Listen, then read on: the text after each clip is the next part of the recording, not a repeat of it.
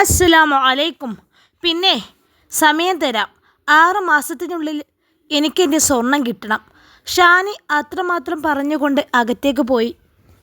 കുട്ടീൻ്റെ തീരുമാനം അങ്ങനെയാണെങ്കിൽ അതുപോലെ നടക്കട്ടെ.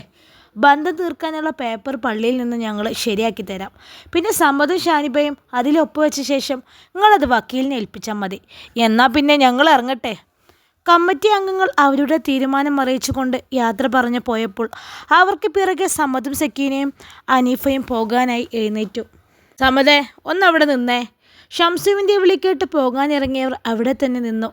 എന്തിനാകും വിളിച്ചതെന്ന് ചിന്തിച്ചു തീരും മുമ്പേ അവൻ്റെ കരണം പുകച്ചൊരടി കിട്ടിയിരുന്നു. ഓ എൻ്റെ മോനെ!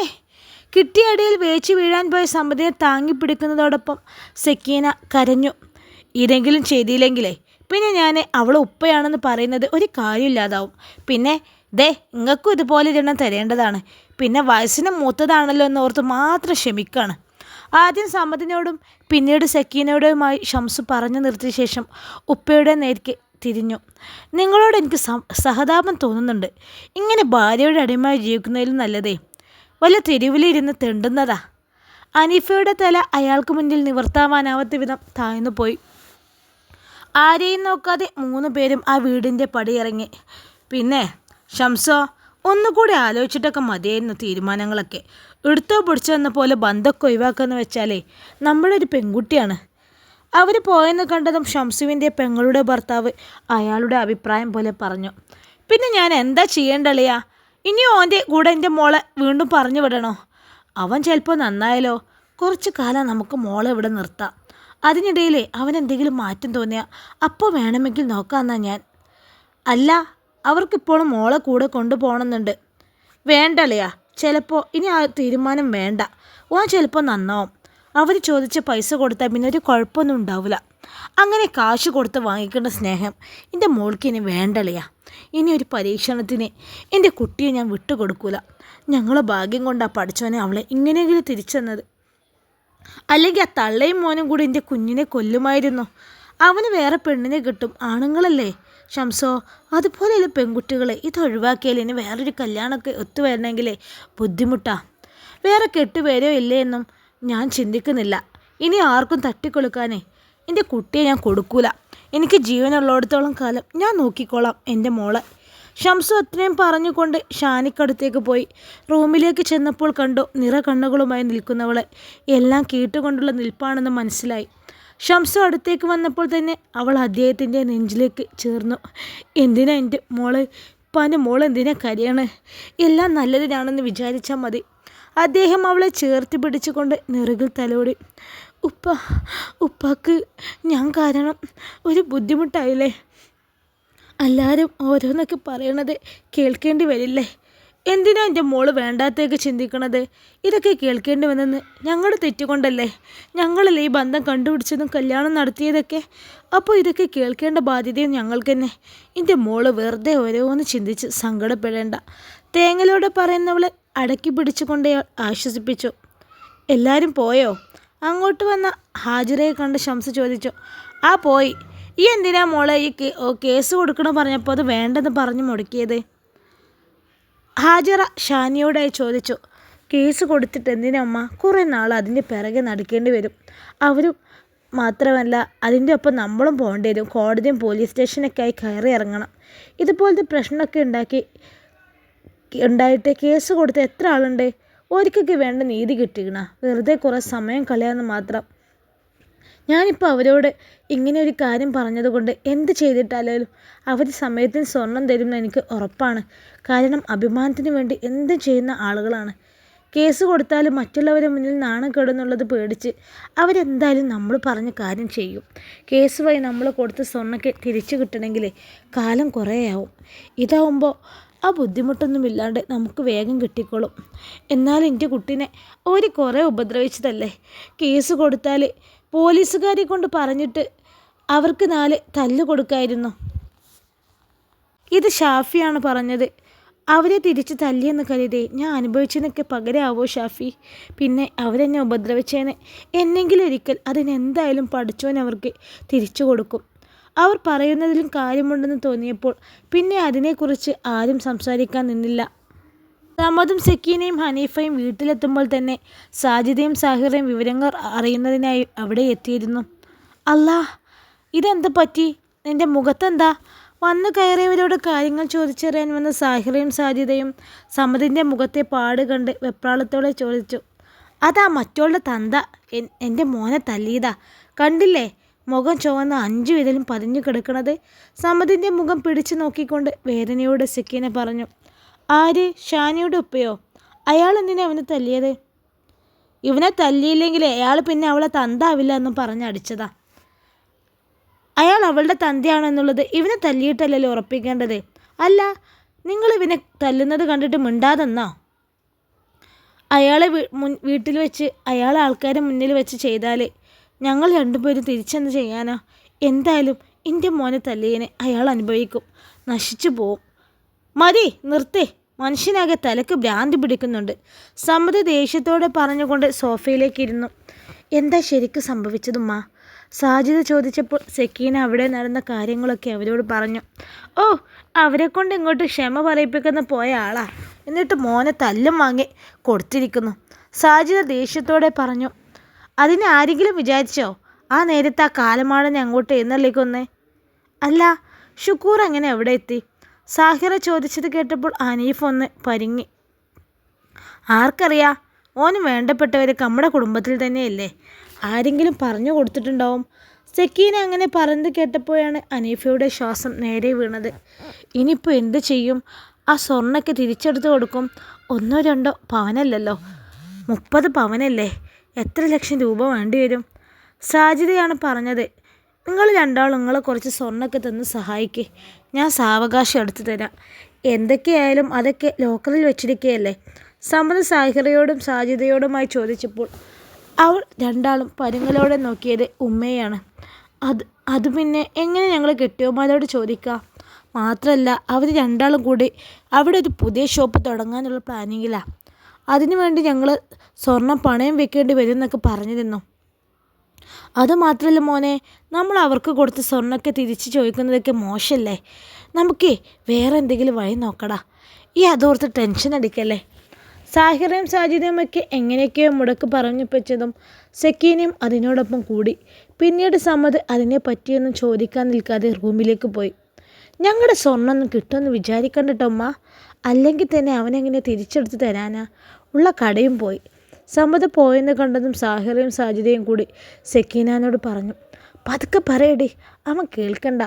ഒന്നുമില്ലെങ്കിലും നിങ്ങളെ വീട് പണിക്കൊക്കെ ഒരുപാട് കാശെന്ന് സഹായിച്ചത് അവനല്ലേ, അതുകൊണ്ട് ഞങ്ങളൊക്കെ സ്വർണ്ണം ഇപ്പോഴും ആ ലോക്കറിൽ തന്നെ ഇരിക്കണത്, അത് മറക്കണ്ട. സക്കീന അടക്കി പിടിച്ച ശബ്ദത്തോടെ അവരോട് പറഞ്ഞു. ഉമ്മ എന്താ പറഞ്ഞു വരുന്നത്? അതിൻ്റെ പേരിൽ ഇപ്പോൾ അവനിപ്പോൾ ഞങ്ങളെ സ്വർണ്ണമൊക്കെ കൊടുത്ത് സഹായിക്കണം എന്നാണോ? വീട് പണിക്ക് അവൻ സഹായിച്ചിട്ടുണ്ടെങ്കിൽ അതൊക്കെ ആങ്ങളമാരെ കടമയാണ്. നിങ്ങളൊന്നും ചെയ്യേണ്ട, അവളെ സ്വർണ്ണം എടുത്തു കൊടുക്കാൻ ഞങ്ങൾ വേറെ എന്തെങ്കിലും വഴി കണ്ടോളാം, പോരെ? എൻ്റെ മനസ്സിൽ ചില പ്ലാനുകളൊക്കെ ഉണ്ട്, പെട്ടെന്നൊന്നും നടത്താൻ പറ്റൂലെങ്കിലും കുറച്ച് സമയം കഴിയട്ടെ. എന്താ വേണ്ടതെന്ന് എനിക്കറിയാം. പുതിയ തന്ത്രങ്ങൾ മനസ്സിൽ കൂട്ടിക്കൊണ്ടവർ പറഞ്ഞു. എത്രയൊക്കെ കിട്ടിയാലും നന്നാവില്ലെന്ന പോലെയുള്ള സക്കീനയുടെ സംസാരം കേട്ട് അവരുടെ നാശത്തിനുള്ള കുഴി അവരെ തന്നെ തോണ്ടുകയാണെന്ന് ചിന്തിച്ചുകൊണ്ട് ഹനീഫ അവർക്കിടയിൽ നിന്നും പുറത്തേക്ക് കടന്നു. മാസങ്ങൾ കടന്നുപോയി. ഇതിനിടയിൽ 3-4 മാസത്തിനുള്ളിൽ നിയമപരമായി തന്നെ അവർ വേർപിരിഞ്ഞു. സമദ് എന്ന കുടുക്കിൽ നിന്നും എന്നേക്കുമായി അവൾ മോചനം നേടി. പിന്നീടുള്ള സമദിൻ്റെ ജീവിതം സ്വസ്ഥതയില്ലാത്തതുപോലെയായിരുന്നു. സ്വർണം എടുക്കാനുള്ള പൈസയ്ക്ക് വേണ്ടി അവൻ അലച്ചിലായി. വീടും വണ്ടികളും ഒക്കെ ലോണടവുള്ളതായി കാരണം ഇനി എന്തെങ്കിലും ഈട് വെച്ചെടുക്കാൻ പോലും ഇല്ലാത്തതുകൊണ്ട് ഒരു വഴിയുമില്ലാത്ത അവസ്ഥയായിരുന്നു. ടെൻഷൻ കാരണം അവൻ ദിവസവും കുടിച്ചിട്ട് വീട്ടിൽ വരാൻ തുടങ്ങി. മോനെ സമദേ, ഉമ്മാക്ക് എന്നോടൊരു കാര്യം പറയാണ്ട്. ഒരു ദിവസം വൈകിട്ട് പുറത്തേക്ക് പോകാനൊരുങ്ങിയ സമദിനോട് സക്കീന പറഞ്ഞു. ഇപ്പോൾ അവൻ പോയാൽ പിന്നെ കുടിച്ച് ബോധമില്ലാണ്ടാണ് തിരിച്ചു വരുള്ളൂ എന്നവർക്കറിയാം. സമദ് കാര്യം എന്താണെന്ന പോലെ അവരെ നോക്കി. ഞാൻ പറയണത് ഇന്ന് സമാധാനത്തിൽ കേൾക്കണം. അവർ സ്വർണം തിരിച്ചു കൊടുക്കാൻ പറഞ്ഞ കാലാവധി കഴിയാറായി തുടങ്ങിയില്ലേ? ഈ കുറേ ശ്രമിച്ചിട്ടും പൈസയൊന്നും ഉണ്ടാക്കാൻ പറ്റിയില്ലല്ലോ. ഇപ്പോൾ അതിനൊരു വഴി ഒത്തു വന്നിട്ടുണ്ട്. ഈ സമ്മതിക്കാണെങ്കിലേ നമുക്ക് അവരെ കടവും വിട്ടാൽ എനിക്ക് എന്തെങ്കിലും ഒരു വരുമാന മാർഗം കിട്ടുകയും ചെയ്യും. എന്ത് വഴി? സക്കീന എന്താ പറഞ്ഞു വരുന്നതെന്ന് മനസ്സിലാവാതെ സമ്മതി ചോദിച്ചു. അത് എനിക്ക് ഒരാലോചനയുടെ കാര്യം നമ്മുടെ അമ്മ പറഞ്ഞതാണ്. അമ്മായിൻ്റെ കുടുംബത്തിൽ നിന്നുള്ള കുട്ടിയാണ്. ആ കുട്ടിയും രണ്ടാം കെട്ട് തന്നെയാണ്. കുട്ടികളൊന്നുമില്ല. അതിൻ്റെ ഭർത്താവ് സംശയരോഗവും കള്ളുകുടിയനൊക്കെ ആയതുകൊണ്ട് ഈ ബന്ധം ഉപേക്ഷിച്ചതാണ്. ഉമ്മ എന്തൊക്കെയാണ് പറയണത്? ഒന്ന് കെട്ടി ക്ഷീണം മാറിയിട്ടില്ല. അതുകൊണ്ട് തന്നെ സ്വസ്ഥതയില്ലാണ്ട് നടക്കുമ്പോഴാണ് ഇനി വേറൊന്ന് കെട്ടുന്നതിൻ്റെ കാര്യം പറയണേ. സക്കീന പറഞ്ഞതിനെ എതിർത്തുകൊണ്ട് ഇഷ്ടക്കോടോട് അവൻ പറഞ്ഞു, ഞാൻ പറയുന്നത് ഒന്ന് മുഴുവനായിട്ട് കേൾക്കടാ അയ്യേ. അതെ, ആ കുട്ടി ഒറ്റ മോളാണത്രേ. വിവാഹം നടക്കുകയാണെങ്കിൽ അവർ 30 പവൻ സ്വർണം തരാമെന്ന് പറഞ്ഞിട്ടുണ്ട്. മാത്രമല്ല അവൾക്ക് ആ ചെങ്ങരംകുളം ജംഗ്ഷനിൽ ഒരു തുണിക്കടയുണ്ട്. അത് വിവാഹശേഷം എന്നെ നടത്തി ഏൽപ്പിക്കുകയും ചെയ്യാം. നമുക്ക് കിട്ടിയാൽ നല്ല കാര്യമാണ്. എന്നാൽ പിന്നെ ഓളെ സ്വർണ്ണം എടുത്ത് നമുക്ക് ഓൽക്ക് കൊടുക്കുകയും ചെയ്യാം. അവരെ കടും വീട്ടാം. പിന്നെ ഇപ്പോൾ വന്ന കൂട്ടർ അവരെ വീടും കടയൊക്കെ ഈ മോൾക്ക് തന്നെയല്ലേ കിട്ടുക. അപ്പോൾ അത് എനിക്കും കൂടി സ്വന്തമാവില്ലേ. ഇപ്പോൾ എന്തായാലും എനിക്ക് ജോലിയൊന്നും റെഡി ആയിട്ടില്ലല്ലോ. വിവാഹം കഴിഞ്ഞാൽ പിന്നെ എനിക്ക് ആ തുണിക്കട നോക്കി നടത്തുകയും ചെയ്യാം. നമുക്ക് എല്ലാവരുടെയും മുന്നിൽ നല്ല അന്തസ്സായിട്ട് ജീവിച്ച് കാണിക്കുകയും ചെയ്യാം. സക്കീന വാത്തോരാതെ പറഞ്ഞുകൊണ്ടിരുന്നു. എല്ലാം കേട്ട് കഴിഞ്ഞപ്പോൾ സമ്മതിനും അത് നല്ല കാര്യമായി തോന്നി. ഉമ്മാൻ്റെ ഇഷ്ടം അതുപോലെയാണെങ്കിൽ എന്താണെങ്കിലും ചെയ്തോ, എനിക്ക് സമ്മതക്കുറവൊന്നുമില്ല. പക്ഷേ ഈ ആലോചനയ്ക്ക് അവർക്ക് നമ്മളുമായിട്ടുള്ള ബന്ധത്തിന് താല്പര്യം ഉണ്ടാവുമോ? നമ്മുടെ കാര്യങ്ങളൊക്കെ ഞാൻ അമ്മോനോട് പറഞ്ഞ് അമ്മ സംസാരിച്ചിട്ടുണ്ട്. എൻ്റെ ഭാര്യ ബാപ്പയും ഉമ്മയും വേണ്ട, ഭർത്താവ് മാത്രം മതി എന്ന നിലപാടുകാരിയാണെന്നോ, അഹങ്കാരം കൊണ്ട് ഇവിടെ സ്വന്തം വീട്ടിൽ മാത്രം നിൽക്കുള്ളൂ എന്നൊക്കെ പറഞ്ഞപ്പോൾ ബന്ധം ഒഴിവാക്കിയതാണെന്നാണ് അവരോട് അമ്മ പറഞ്ഞത്. കുട്ടികളൊന്നും ഇല്ലെന്ന് പറഞ്ഞപ്പോൾ അവർക്ക് ഈ ബന്ധത്തിന് താല്പര്യമുണ്ട്. നമുക്ക് ഇഷ്ടമാണെങ്കിൽ വിവാഹം എത്രയും പെട്ടെന്ന് നടത്താമെന്നാണ് അവർ പറഞ്ഞത്. എനിക്ക് സമ്മതമായ സ്ഥിതിക്ക് ഞാനൊന്ന് അമ്മോനോട് അവരെ സംസാരിക്കാൻ പറയട്ടെ. എന്നിട്ട് നമുക്ക് പെണ്ണ് കാണാൻ പോവാം. കാര്യങ്ങളൊക്കെ വേഗം തീരുമാനിച്ച് കല്യാണം വേഗം കഴിപ്പിക്കുകയാണെങ്കിൽ അവർ പറഞ്ഞ സമയത്തിനുള്ളിൽ തന്നെ നമുക്ക് അവരുടെ സ്വർണം കൊടുക്കുകയും ചെയ്യാം. നമ്മളെക്കൊണ്ട് അത് തിരിച്ചു കൊടുക്കാൻ പറ്റില്ലെന്നൊരു അഹങ്കാരം ഉണ്ടായിരുന്നു അവർക്ക്. അവർ പറഞ്ഞ സമയത്തിന് മുന്നേ തന്നെ അത് കൊണ്ടുകൊടുത്ത് അവരെ അഹങ്കാരം മാറ്റി കൊടുക്കണം. പിന്നെ ഈ വേറൊരു വിവാഹം കഴിച്ച് സുഖമായി ജീവിക്കുന്നത് ഓൾ കാണണം. എന്നെ നഷ്ടപ്പെടുത്തിയതിനെ ഓൾക്ക് വേദന തോന്നണം. സക്കീന ഓരോന്നും പറഞ്ഞുകൊണ്ടിരുന്നപ്പോൾ സമ്മതിൻ്റെ മനസ്സിലും അതേ ചിന്തകൾ തന്നെയായി. എന്താ യാജോ, പണികളൊക്കെ കഴിഞ്ഞോ? അടുക്കള ഭാഗത്തിരുന്ന് സംസാരിക്കുകയായിരുന്ന ഹാജറയുടെയും ഷാനിയുടെയും അടുത്തേക്ക് വന്നുകൊണ്ട് ജമീലത്ത ചോദിച്ചു. കഴിഞ്ഞു ജമീലത്ത, ഞങ്ങളിങ്ങനെ വെറുതെ ഓരോന്നും സംസാരിച്ചിരുന്നതാ. ഹാജർ അതിന് ചെറുചിരിയോടെ മറുപടി കൊടുത്തു. എന്താ ഷാനി മോളെ, ഇപ്പം എന്നെ പുറത്തേക്കൊന്നും അധികം കാണുന്നില്ലല്ലോ. ഓൾക്കിപ്പോൾ എങ്ങോട്ട് പോകാൻ താല്പര്യമില്ല ജമീലത്ത. കുടുംബത്തിൽ തന്നെയുള്ള കല്യാണങ്ങൾക്കും മറ്റു പരിപാടികൾക്കൊന്നും കുറേ നിർബന്ധിച്ചാണ് കൊണ്ടുപോകുന്നത്. ആളുകൾ ഓരോന്ന് കുത്തി ചോദിക്കുമ്പോൾ ഓൾക്ക് വല്ലാത്ത ബുദ്ധിമുട്ട് തോന്നുക. സത്യങ്ങൾ അറിയാവുന്നവർ പോലും ചിലപ്പോൾ ഇവളെ കുറ്റം പറയുന്നുണ്ട്. ഉമ്മയെ തലയിലും രണ്ട് പക്ഷം പറയുന്ന ആളുകളുള്ള നാടായത്. ആരെങ്കിലും എന്തും പറഞ്ഞോട്ടെ, അതൊന്നും ശ്രദ്ധിക്കാൻ പോകണ്ട എന്നൊക്കെ ഞാൻ ഓളോട് പറയും. ഈ കുട്ടിയൊക്കെ അതൊക്കെ മനസ്സിലാവണ്ടേ? അതുമാത്രമല്ല, ഇവളെ ഇഷ്ടം പോലെ ഫാഷൻ ഡിസൈൻ പഠിക്കാൻ പോവാൻ പറഞ്ഞപ്പോൾ യൂട്യൂബിൽ നോക്കി വീട്ടിലിരുന്ന് പഠിച്ചോളാന്ന് പറഞ്ഞു. ആ പോക്കും വേണ്ടെന്ന് വെച്ചു. ഇപ്പോൾ കിട്ടുന്ന സമയം മൊത്തം യൂട്യൂബിൽ നോക്കി ഓരോ മോഡൽ തയ്ക്കാനും വർക്ക് ചെയ്യാനൊക്കെ കുത്തിയിരിക്കല പണി. ഷാനിയെ നോക്കിക്കൊണ്ട് ജമീലത്ത് ചോദിച്ചതെങ്കിലും ഉമ്മയാണ് കാര്യങ്ങളൊക്കെ പറഞ്ഞത്. അല്ലെങ്കിൽ കല്യാണം കഴിഞ്ഞ് ബന്ധം വേർപ്പെടുത്തിയാൽ അത് ആണിൻ്റെ കുറ്റോ പെണ്ണിൻ്റെ കുറ്റോ ആയാലും ഈ പെൺകുട്ടികൾക്കാണ് ബുദ്ധിമുട്ടൊക്കെ ഉണ്ടാവുള്ളൂ. ചെക്കന്മാർക്കൊരു കുഴപ്പമില്ല. ഇപ്പോൾ തന്നെ കണ്ടില്ലേ, സമതിൻ്റെ കല്യാണം ഉറപ്പിച്ചൂലേ? ഇന്ന് റാബിയെ വിളിച്ച് പറഞ്ഞതാ. ഞാൻ അറിഞ്ഞിട്ടില്ലെങ്കിൽ നിങ്ങളോടൊന്നും പറയാമെന്ന് കരുതി വന്നതാ. ജമീല പറയുന്നത് കേട്ട് ഹാജറയും ഷാനിയും ഒരുപോലെ നെട്ടിപ്പോയി. ഇത്രയൊക്കെ ദുഷ്ടതനം ചെയ്തവർക്കും പെണ്ണ് കെടുക്കാനും ആളുകളുണ്ട് എന്നാണ് ഹാജറ ചിന്തിച്ചതെങ്കിൽ തൻ്റെ അവസ്ഥ ഇനിയും ഒരു പെൺകുട്ടി അനുഭവിക്കേണ്ടി വരുമോ എന്ന പേടിയായിരുന്നു ഷാനിയിലുണ്ടായത്. കഴിവുള്ള കുടുംബത്തിൽ നിന്നാണെന്ന് പറഞ്ഞത്. പോരാത്തതിന് ഒറ്റ മോളും. പെണ്ണിൻ്റെ വാപ്പാക്ക് സ്വന്തമായിട്ട് തുണിക്കടയൊക്കെ ഉണ്ടല്ലോ. പെൺകുട്ടി രണ്ടാം കാര്യമാണ്. കുട്ടികളൊന്നുമില്ല. എല്ലാം കൊണ്ട് ഒരിക്കൽ നല്ല ബന്ധം തന്നെ കിട്ടി. ജമീലത്ത വാത്തോരാതെ വിവരങ്ങളൊക്കെ പറഞ്ഞുകൊണ്ടേയിരുന്നു. അല്ലെങ്കിൽ ദുഷ്ടന്മാരെ ദൈവം പനപോലെ വളർത്തുന്നല്ലേ പറയാ. ആ പെൺകുട്ടിയുടെ അവസ്ഥ എന്താകുമോ എന്താ പേടി. ഹാജറയാണത് പറഞ്ഞത്. നിങ്ങൾ വേഗം ചെക്കനെ കണ്ടുപിടിച്ച് ഷാനയെ കെട്ടിക്കാജോ. അവൻ്റെ കല്യാണത്തിന് മുമ്പേ ഇവളെ കല്യാണം നടത്തണം. അങ്ങനെ തോറ്റൊന്നും കൊടുക്കരുത്. പിന്നെ മത്സരം നടത്തുന്നത് ഗെയിമൊന്നല്ല ജമീലത്ത. ഒരിക്കലേ ചൂടുവെള്ളത്തിൽ പോണ പൂച്ചയുടെ അവസ്ഥയാണ് എൻ്റെ. അത് പച്ചവെള്ളം കണ്ടാലും പേടിക്കും. അതുകൊണ്ട് കെട്ടുന്നവർ കെട്ടട്ടെ. തോൽക്കാനും ജയിക്കാനും വേണ്ടി ഇനിയൊരു പരീക്ഷണത്തിന് ഞാനില്ല. ജമീലത്തയുടെ സംസാരം ഇഷ്ടപ്പെടാതെ മറുപടി നൽകിക്കൊണ്ട് ഷാനി എണീറ്റ് അകത്തേക്ക് പോയി. അല്ല അജോ, നിങ്ങൾ എത്ര കാലം വെച്ചാ ഇവളെവിടെ നിർത്തണേ? ഇന്നല്ലെങ്കിൽ നാളെ ഓൾക്കും വേണ്ട ഒരു ജീവിതം. ഷാനി പോയപ്പോൾ ജമീലത്ത ഹാജുവിനോടായി ശബ്ദം താഴ്ത്തിക്കൊണ്ട് പറഞ്ഞു. ഞങ്ങളായിട്ട് ഇനി ഒന്നിനെ നിർബന്ധിക്കില്ല ജമീലത്ത. ഒരിക്കലും എൻ്റെ മോൾക്ക് ഇഷ്ടമില്ലാതെ ഞങ്ങൾ നിർബന്ധിച്ച് നടത്തിയ കല്യാണമാണിത്. ഇതിപ്പോൾ ഇങ്ങനെ ആയില്ലേ? ഇനി അവളെ ബുദ്ധിമുട്ടിക്കാനേ ഞങ്ങൾക്ക് വയ്യ. വേറൊരു കല്യാണം വേണമെന്ന് അവൾക്കായിട്ട് തോന്നുകയാണെങ്കിൽ മാത്രം തോന്നട്ടെ. ആ, എല്ലാവരും ഒരേപോലെ ആവണമെന്നില്ലല്ലോ. ആ ചെക്കനും വീട്ടുകാരും മോശക്കാരെന്ന് വെച്ച് എല്ലാവരും അങ്ങനെ തന്നെ ആവണമെന്നില്ലല്ലോ. നല്ല പോലെ അന്വേഷിച്ചിട്ട് നടത്തിയാൽ മതി. ജമീല വിടാൻ ഉദ്ദേശമില്ലാതെ പോലെ വീണ്ടും പറഞ്ഞുകൊണ്ടിരുന്നു. എല്ലാം നല്ലതുപോലെ അന്വേഷിച്ച് നടത്തിയത് തന്നെയല്ലേ ഇപ്പം ഇങ്ങനെയൊക്കെ ആയത്? അവരെ അയൽവാസിയായ ഞങ്ങൾ അനിയത്തിക്ക് പോലും അവരെക്കുറിച്ചൊന്നും അറിയില്ലല്ലോ. നിങ്ങളെല്ലാവരും അത്രയും ഉറപ്പ് പറഞ്ഞതല്ലേ അവരെക്കുറിച്ച്? എന്നിട്ടിപ്പോൾ കണ്ടില്ലേ, ചില കാര്യങ്ങൾ അങ്ങനെയാണ്. നമ്മൾ എത്ര ചികഞ്ഞു നോക്കിയാലേ കണ്ടുപിടിക്കാൻ ബുദ്ധിമുട്ടാകും. എന്തൊക്കെയായിരുന്നു? ഇനി ഞങ്ങൾ അവളോട് തീരുമാനത്തിന് മാത്രമേ കൂട്ടു നിൽക്കുള്ളൂ. ആ, ഞാൻ പറയാനുള്ളത് പറഞ്ഞോ മാത്രം. എന്നാൽ ശരി, ഞാൻ പിന്നെ വരാം. ഹാജറ പറഞ്ഞത് ഇഷ്ടപ്പെടാത്തതുപോലെ ജമീലാത്ത യാത്രയും പറഞ്ഞ് അവിടെ നിന്ന് പോയി. അല്ല മനുഷ്യ, നിങ്ങളിത് എന്ത് കണ്ടിട്ടാ ഓർക്ക് മോളെ കെട്ടിച്ചു കൊടുക്കാൻ നിൽക്കണേ? അവർ വീടും സ്ഥലമൊക്കെ ലോണിലാണെന്നും പിന്നെ ആ ചെക്കൻ്റെ ആദ്യത്തെ ഭാര്യ പോയത് മാൻ്റെയും മോൻ്റെയും കുണം കൊണ്ടാണെന്നല്ലേ ആ അവിടുത്തെ സുമി പറഞ്ഞത്. സലാമിൻ്റെയും റസിയയുടെയും ഒരേയൊരു മകൾ ഫിദയെയാണ് സമ്മതമായി വിവാഹം ഉറപ്പിച്ചിരിക്കുന്നത്.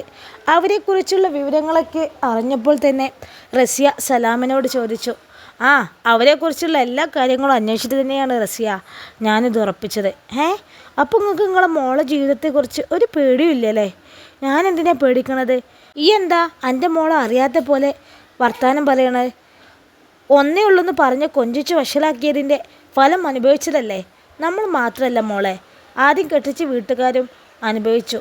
നമ്മുടെ മോളുടെ നാവ് കാരണം തന്നെ അവർ ബുദ്ധിമുട്ടിയതാ. ആൾക്കാരെ സഹിച്ചും ക്ഷമിച്ചും നിന്നില്ലേ?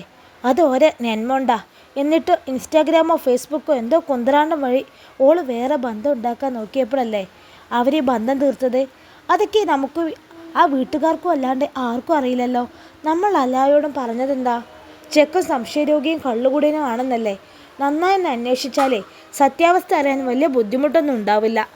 ഇപ്പോൾ വന്ന കൂട്ടരാണെങ്കിൽ ഞാൻ അറിഞ്ഞിടത്തോളം പൈസക്ക് കുറച്ച് അത്യാവശ്യം ആർത്തിയുള്ളവരാ.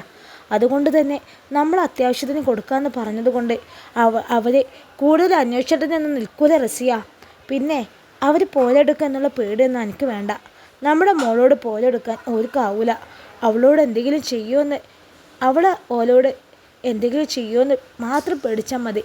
വേറൊരു കാര്യം, പിന്നെ ഞാൻ ഈ ബന്ധം ഉറപ്പിച്ചതിന് പ്രധാന ഒരു കാരണം ഉണ്ടേടി. ഈ ചെറിയ മീനിനെ ചൂണ്ടൽ കൊളുത്തി വലിയ മീനിനെ പിടിക്കുന്നത് കണ്ടിട്ടില്ലേ? അങ്ങനെ ഒരു ഉദ്ദേശം എനിക്കുണ്ടെന്ന് കൂട്ടിക്കോ. എല്ലാം എനിക്ക് വഴിയെ മനസ്സിലാവും. ഗൂഢമായൊരു ചിരിയോടെ അയാൾ അത്രയും പറഞ്ഞു നിർത്തിയപ്പോൾ അതൊക്കെയും ശരിയാണെന്ന് അവർക്ക് മനസ്സിലായി. മാത്രമല്ല തന്ത്രശാലിയായ തൻ്റെ ഭർത്താവ് വേറെ എന്തോ ലാഭം കൂടി ഈ വിവാഹത്തിൽ കണ്ടിട്ടുണ്ടെന്ന് അദ്ദേഹത്തിൻ്റെ അവസാന വാക്കുകളിൽ നിന്ന് അവർക്ക് മനസ്സിലായി. പിന്നെ നാളെ ചെക്കനും വീട്ടുകാരൊക്കെ നിക്കാഹ് ഉറപ്പിക്കാൻ വരുന്നുണ്ട്. അവരോട് നല്ല രീതിയിൽ തന്നെ പെരുമാറിക്കോണട്ടാ. ഇഷ്ടക്കേടൊന്നും എൻ്റെ ഈ മുഖത്ത് കാണരുത്. നമ്മുടെ മോളോടും പിന്നെ അതൊന്നും പറഞ്ഞു കൊടുക്കേണ്ട ആവശ്യമില്ല. ആളുകളെ കയ്യിലെടുക്കാൻ അവളെ കഴിഞ്ഞ വേറെ ആരുള്ളൂ. സലാം അത് പറഞ്ഞപ്പോൾ റസിയ അത് ശരിയെന്നപ്പോൾ ചിരിയോടെ തലയാട്ടി. പിറ്റേന്ന് പറഞ്ഞ സമയത്ത് തന്നെ സമ്മതും കൂട്ടരും ഫിദയുടെ വീട്ടിലെത്തി. സലാമും റസിയയും നിറഞ്ഞ ചിരിയോടെ അവരെ ക്ഷണിച്ചിരുത്തി.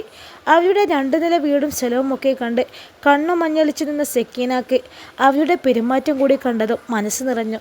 മോളെ വിളിക്ക് റസിയ. സലാം പറഞ്ഞത് പ്രകാരം റസിയ പോയി ഫിദയുമായി വന്നു.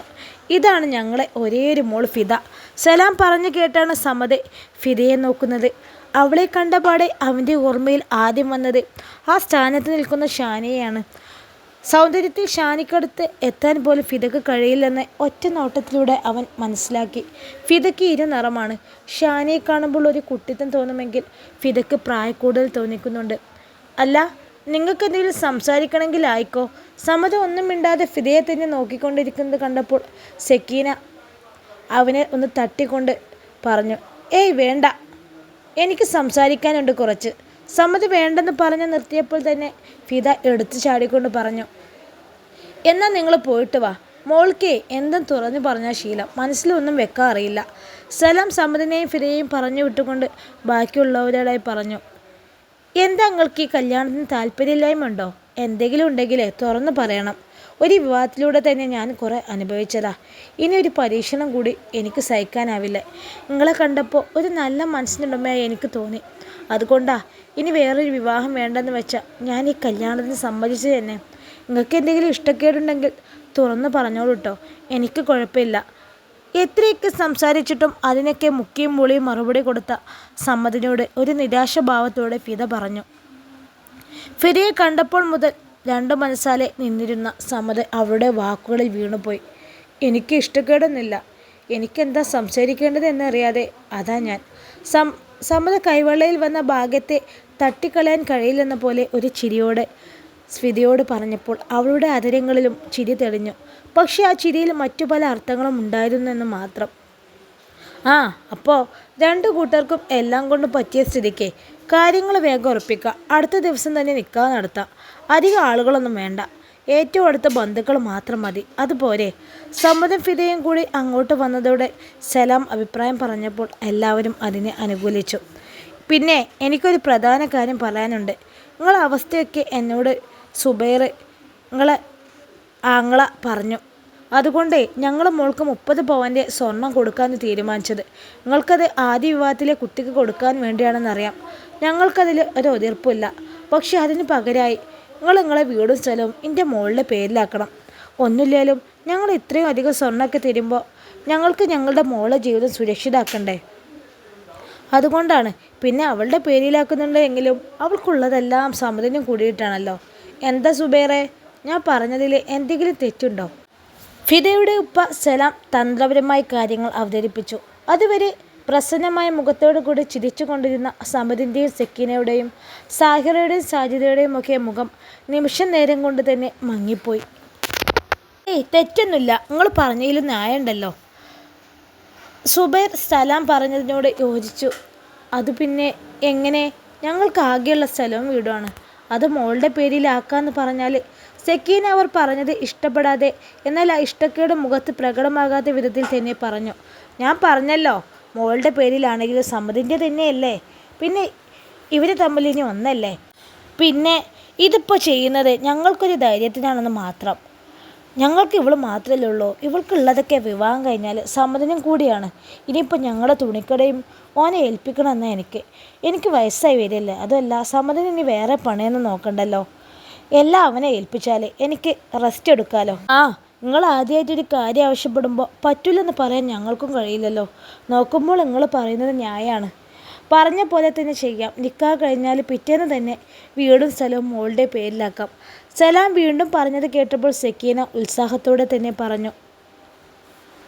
സലാം പറഞ്ഞത് അംഗീകരിച്ചു കൊടുത്തതിൽ ചെറിയൊരു നീരസത്തോടെ സമ്മതും സാഹിറയും സാജിദയും ഒക്കെ സെക്കീനാനെ നോക്കിയെങ്കിലും അവരത് കാര്യമാക്കിയില്ല. ഇതെല്ലാം കേട്ടുകൊണ്ട് ഒരഭിപ്രായം പറയാൻ സ്വാതന്ത്ര്യമില്ലാതെ ഉപ്പ അനീഫ് അവർ കുഴിക്കുന്നത് അവർക്കുള്ള കുഴി തന്നെയാണെന്ന് മനസ്സിൽ ചിന്തിച്ചു. കാര്യങ്ങളെല്ലാം പറഞ്ഞുറപ്പിച്ച് നിക്കാഹ് ഡേറ്റും തീരുമാനിച്ചുകൊണ്ട് അവർ യാത്ര പറഞ്ഞിറങ്ങി. ഉമ്മ എന്ത് കണ്ടിട്ടാ അവർ പറഞ്ഞതൊക്കെ സമ്മതിച്ചു കൊടുത്തത്? അവർ വണ്ടിയിൽ കയറി വണ്ടി ഫിദയുടെ വീട്ടിൽ നിന്ന് മുന്നോട്ട് നീങ്ങി തുടങ്ങിയപ്പോൾ തന്നെ സാജിദ ചോദിച്ചു. പിന്നെ ഞാനെന്ത് വേണം? നമുക്ക് പറ്റൂല എന്ന് പറഞ്ഞാൽ അവർ ഈ കല്യാണത്തിന് സമ്മതിക്കുമെന്ന് എനിക്ക് തോന്നുന്നുണ്ടോ എന്ന് വിചാരിച്ചു. ആകെയുള്ള വീടും പറമ്പും ഓളെ പേരിലാക്കി കൊടുത്താൽ പിന്നെ അത് കൈവിട്ട് പോലാന്ന് ഉറപ്പ് പറയാൻ ഉമ്മാക്ക് പറ്റുമോ? സാഹിറയും സാജിദും കൂടിക്കൊണ്ട് പറഞ്ഞു. പിന്നീട് അത് എങ്ങനെ കൈവിട്ട് പോകുമെന്ന് ഞങ്ങൾ പറയണത്? ഓളെ വിവാഹം കഴിച്ച് കൊണ്ടുവരുന്നത് ഇവനല്ലേ. അപ്പോൾ ഇവർ പറഞ്ഞതുപോലെ അവർക്കുള്ളതൊക്കെ ഇവനും കൂടി കിട്ടിയല്ലേ. അതുമാത്രമല്ല ഷാനിയുടെ കടം തീർക്കാനുള്ള 30 പവനും അവർ തരാമെന്ന് പറഞ്ഞതാണ്. അതിന് പകരമാണ് അവർ നമ്മളോട് ഇങ്ങനൊരു കാര്യം ചോദിച്ചത്. അതും അവരെ മോളുടെ ജീവിതം സുരക്ഷിതമാക്കാൻ വേണ്ടി. അപ്പോൾ പിന്നെ അവരെ കുറ്റം പറയാൻ പറ്റൂലല്ലേ. താത്ത പറഞ്ഞതാണ് ശരി. ആ കുട്ടിയുടെ ആദ്യത്തെ വിവാഹം തന്നെ ചതി പറ്റിയതല്ലേ. അപ്പോൾ അവർക്ക് അതിൻ്റെ പേടിയുണ്ടാവും. അതുകൊണ്ട് അവർ ഉറപ്പിനെന്ന പോലെ ഓരങ്ങനെ ഒരു കാര്യം ആവശ്യപ്പെട്ടത്. അല്ലാതെ നിങ്ങൾ കരുതും പോലെ വേറൊരു ഉദ്ദേശം ഓൽക്കുണ്ടാവില്ല. അവരങ്ങനെയുള്ള ആൾക്കാരുമല്ല. ഒരിക്കൽ വേണമെങ്കിൽ ഇതിലും വലിയ ആലോചനയും കിട്ടും. പിന്നെ ഞാനും എൻ്റെ കാര്യം പറഞ്ഞതുകൊണ്ടും കുടുംബത്തിൽ നിന്നായതുകൊണ്ടും എന്നോടുള്ള വിശ്വാസം കൊണ്ടാണ് അവർ ഈ വിവാഹത്തിന് സമ്മതിച്ചത്. സക്കീന പറഞ്ഞതിനെ ആങ്ങള സുബൈർ ശരിവെച്ച് കൊണ്ട് പറഞ്ഞു. ഇൻഷാ അല്ലാ ഈ കഥയുടെ ബാക്കി ഭാഗമായി നാളെ കാണാം. അസ്സലാമു അലൈക്കും. എല്ലാവരും ലൈക്കും കമൻറ്റൊക്കെ ചെയ്യണേ.